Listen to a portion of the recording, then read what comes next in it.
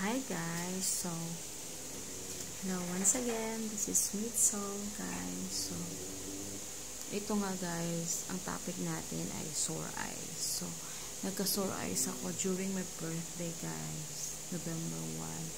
So ano nga bang sanhi ng sore eyes?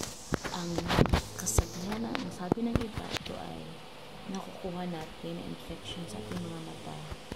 At may mga nagsasabi din na ang sore eyes ay ito yung infection pag lagi natin kinakamot yung mga mata.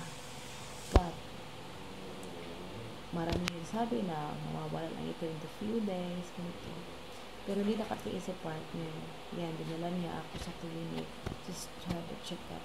Kasi tumamit na ako ng eye mo, hindi pa rin siya nawala.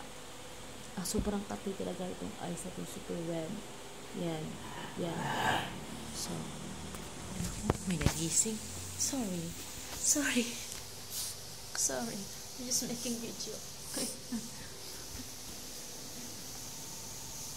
No, May. No. Shush. No. Ako, guys.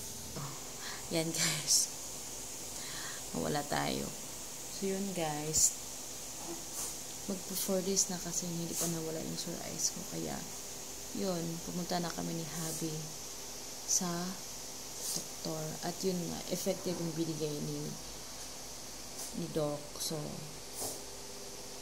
siguro kung hindi ako pumunta ng doktor, maaaring napahiran ko na ng ihi yung mata ko kasi desperate na ako mawala ito. Marami nagsasabi na kailangan kong pahiran ng ihi ang aking mata, mas madali daw mawala. Pero worse pala guys, mag-i-infect yun siya guys. Magiging grabe yung infection sa mata natin. So, let's take care of our eyes. Kailangan huwag laging avoid na to touch your eyes, especially when you're doing house chores, may mga dirt, cleaning the house. So, let's make it a habit to wash our hands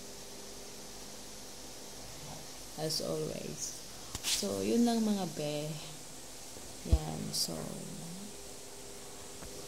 for more kaganapan sa mga buhay-buhay natin guys, yan.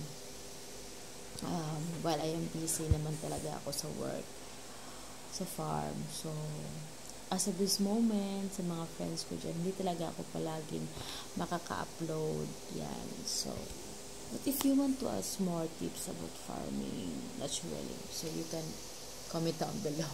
Alam ko hindi na ito bahagi ng sore eyes problem ko. So, yun lang guys. Bye na mga be. Remember, tandaan that let's take care of our eyes because the eyes is the only part of our body that will guide us and will truly see the beauty of the world.